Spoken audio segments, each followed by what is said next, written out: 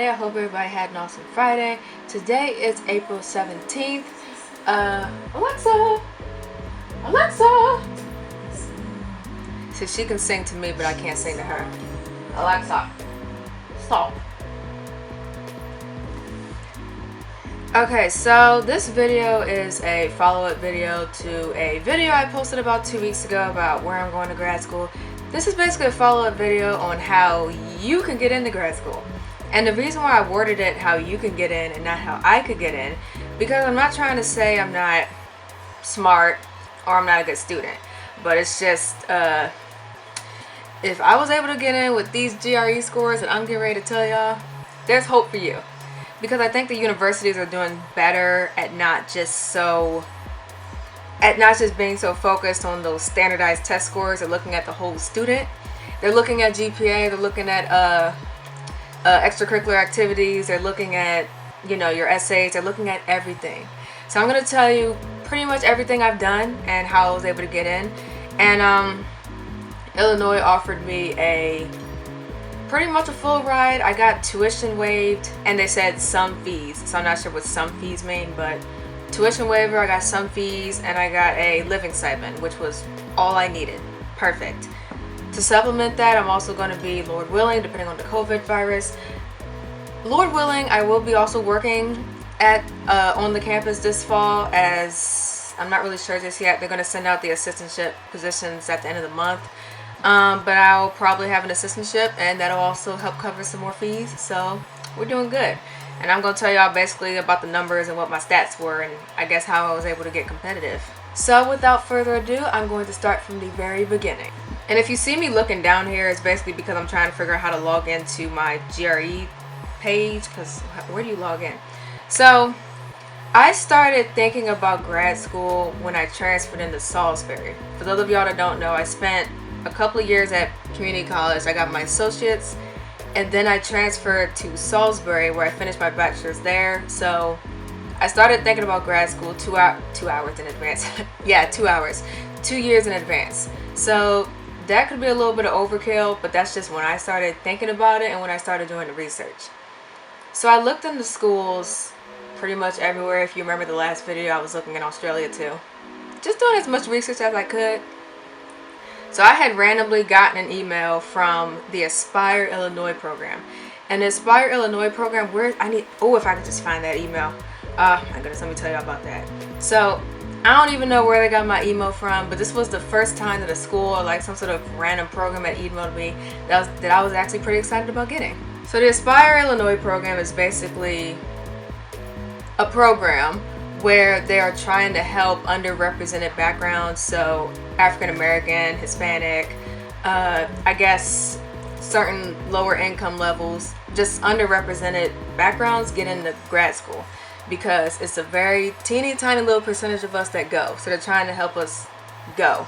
So what that did, I actually have the email right here. It took place October 6th, 2019 to October 7th, so literally just a very, very short program so that you don't have to spend that much time out of school. So yeah, designed to increase the pool of students from populations historically underrepresented in graduate programs at Illinois. So they're focused on that school, but I just said in general. It's an early application, early admission, and early decision program. Provides talented students from U.S. populations with an opportunity to visit the University of Illinois campus early, which I did, in the application process, while simultaneously allowing departments at Illinois to showcase the quality and strength of their programs, which, I did get to go to the School of Media and speak to some people there, which was awesome.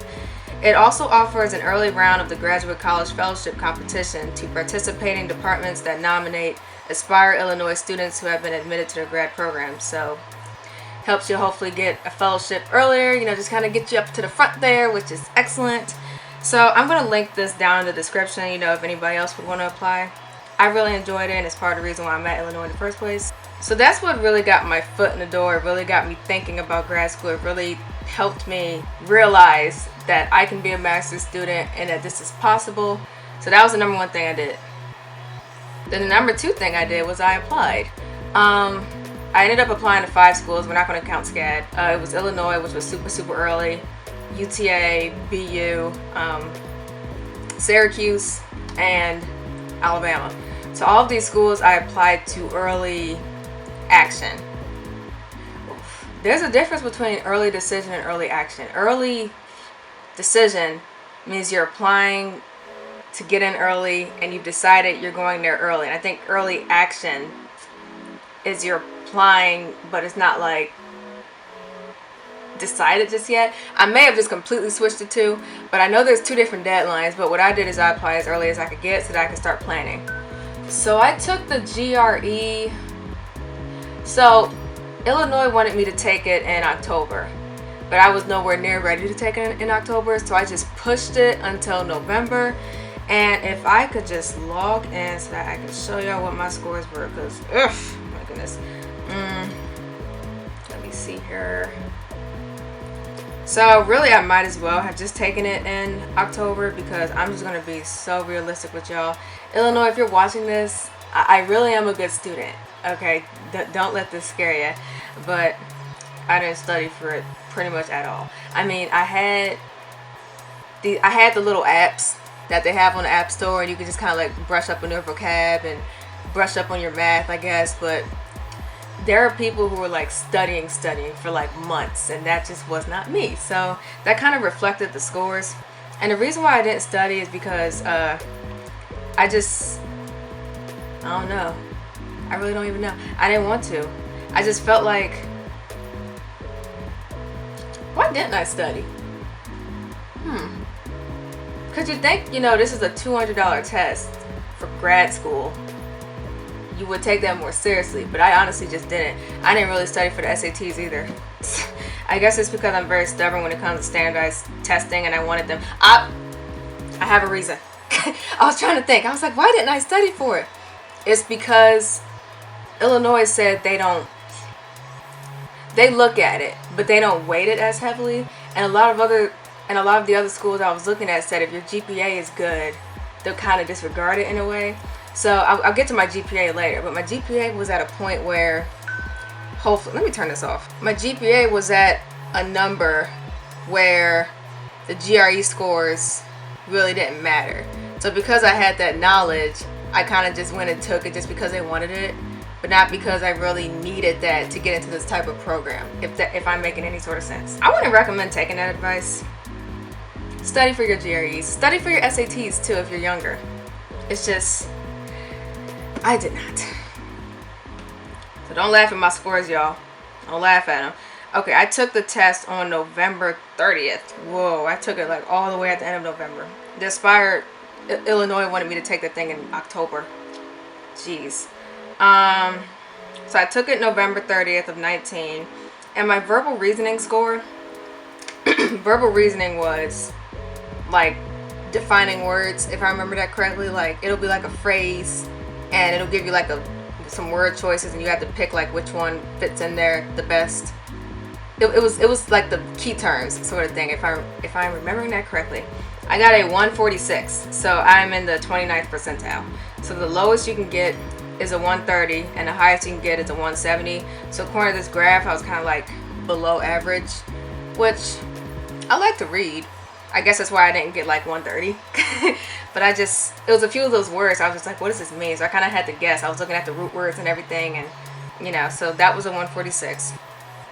My quantitative reasoning, that was the math section.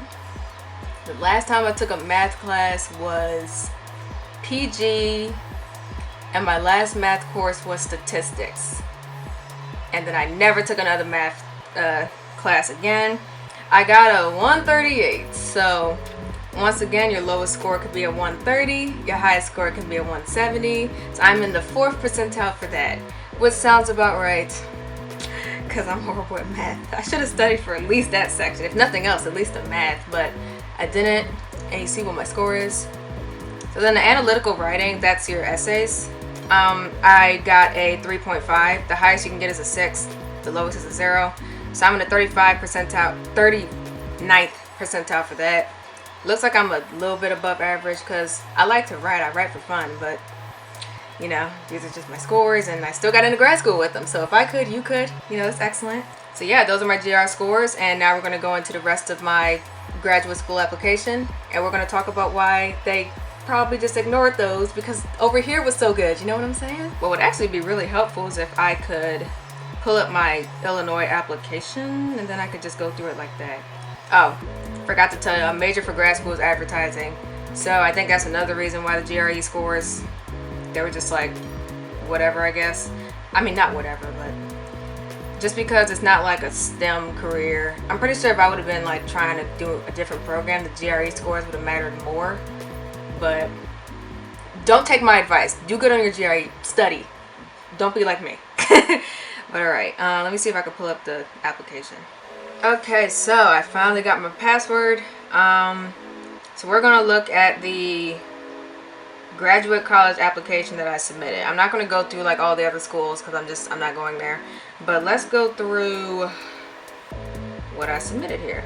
Open application. I submitted it on November 30th of 19 for the following fall semester. So I submitted my application on the same day I took the GRE. So, boom, there we go. Alright, blah, blah, blah. Okay, so, number one, I'm just looking at my... Okay. Getting sidetracked. So, it says admitted student checklist. I need to submit my final transcript from Salisbury. So, let's talk about Salisbury. Salisbury is where I transferred after PG to get my bachelor's. At Salisbury, the semester is pretty much ending in about 3 to 4 weeks. So I feel like at this point I kind of know like what grade I'm getting in these classes. One of the classes, the professor is like a little bit anal, so we'll just have to see about her. But the other two classes, I definitely have A's in that. I'm gonna hope to get an A in this class. But my GPA right now is a 3.87 something, so almost a 3.9. So when I graduate with my bachelor's, I am more than likely going to have a 3.9. So that's part of the reason why they kind of just turned a little bit of a blind eye to the GRE, because the GPA was so good. They're like, okay, maybe she's not dumb as a sack of bricks. Maybe it's just standardized testing, because you know not everybody does good on standardized testing. So that was my GPA. We went over the GRE scores, and another thing that I think they liked is how involved I am. At PG, I was involved in a lot of stuff, and at Salisbury, I continued that. So I was president of the Transfer Student Association for a semester before I started having issues in that group. But, you know, it was still, I still got involved, and I was still in a leadership role, which I put in my application, and they noticed that. I also joined Alpha Phi Omega, which is the co-ed service fraternity, so I do a lot of community service. So it's those extracurriculars that I feel like they look at. So it makes me appear like I'm more of a well-rounded student, you know. So I included all of that. So my GPA at the time of application was a 3.68. I have it on here in my application. So right now it's a 3.7 something. And then, wait a minute, what? No, it was a 3.68 while I was applying. So right now I have a 3.8. And then graduating I should have 3.9. But that was a huge jump. I guess that's what 4 credit classes do. Alright. Test scores, we already went over that. Ish. My references. Yes, I love these women. I love these women. Okay, they're going to be important who you choose to write your reference letters. So my reference letters were written by 3 people, of course. One of them is my advisor at Salisbury. I have known her since even before I transferred in. Like, I was bugging her with emails in like July, like making sure things are in order. So she has been like, she's been getting bugged by Alexis for literally almost 2 years. So she was one of the people.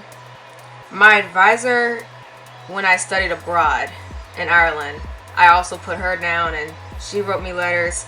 And my advisor from PG, my honors advisor, she wrote me letters. I waived my right to see all of them. I was told that that's kind of better to do, even though I'm horribly curious as to what they said, but I'm assuming the letters were great because I still got in. My resume. Yes, my resume. You know what? The resume that I have submitted right here, I'm gonna screenshot it, and I'm gonna kind of edit it a little bit, like edit out some of the information. I'm gonna put down a description so you can see kind of how my resume is set up. because I did have some people look at this, and I guess that's part of the reason why I guess I got in. This application is 14 pages. We're on page 8 right now. But some examples of some of the things I put in there. I put in my LinkedIn. I put that on here.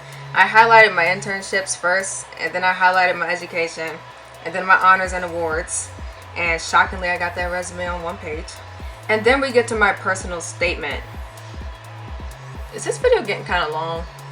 I may read my personal statement out another day, but my personal statement is about a page and a quarter. So it's kind of like this. Can I show you? So you see, it's my personal statement, and then it kind of runs that way. So this is how long it was. I was told not to make it too long because I have to read literally hundreds of these, so I didn't want to have it be forever. I have my unofficial transcript in here from Salisbury, and we went over what the GPA was. My undergraduate major, my major when I was at PG was business admin, and the reason why I did that is just for a baseline ground, so I could take the statistics and the math courses I needed, and the accountings and the economics, so that I wouldn't have to take all that junk, all those classes at Salisbury, because I'm ready to move on to something different. So at Salisbury, instead of just being like a communications major or a marketing major, I decided to do interdisciplinary studies so that I could be able to take classes in both disciplines and sort of decide where I wanted to concentrate for grad school. So the interdisciplinary studies major, I guess, looked attractive to them because I got in. So I took my principles of marketing management, which was like the baseline marketing class. I have that. My internship was marketing and PR. I did that. I took a web design class, advertising and promotions class, where the professor made me cry. Consumer behavior class. So I took, even though I wasn't like an advertising undergrad or a communications undergrad, I took classes that were in that field, so I was still able to get into the advertising program. Alright, going on. My transcript from PG. And it's funny because my transcript at PG, like, hold on, y'all aren't gonna be able to see this, but this is literally like A's and B's. It's that one F down there. And one time I had an internship, right? And the lady, she like looked over my transcript, and she just looked past all the A's and B's, and was like, what happened there at that F? This is why don't fail your classes, y'all. I failed one class, and it just is plastered on my transcript like a doo-doo stain. It's just, ugh, and I can't even get rid of it. It's right there. But that didn't really affect me getting in, probably because I retook it and I got an A. So that's that. So I feel like this video is starting to get a little longer than what I wanted it to be. So for the personal statement, because it is like a statement, I'm going to put that in a different video just so that this doesn't get too long. But yeah, that's how you can get into grad school, because, you know, them GRE scores, Lord. I'm not going to undermine myself though, because I am a really good student. It's just standardized testing. Ugh. But that's basically how I was able to still get in with them scores, because they looked at everything else I had done. And a matter of fact, before I let y'all go, let me look up, because on my LinkedIn page that I just said I had linked, I have pretty much everything I've done at Salisbury. So let me see if I can pull that up and show y'all one more thing. It's all about being well-rounded, y'all. It's all about being well-rounded. I'm gonna have to type it all in. I just want to tell y'all one more thing, just so y'all can get like a number of like how much stuff I got involved in at Salisbury, so that it would make me seem just good. I'm a good student. I may not have done well there, but I could do well here. Let me show y'all. Okay, so these are all the activities I got involved with at my 2 years, 3 semesters-ish I was at Salisbury. I got involved in the honors college, even though that was pretty difficult, because their honors program isn't really designed for people to transfer into. It's designed for if you started as a freshman. So, but I got involved in the honors college as best I could. The National Association for the Advancement of Colored People, or NAACP, I was involved with them. Pinky Promise, that's a Bible study.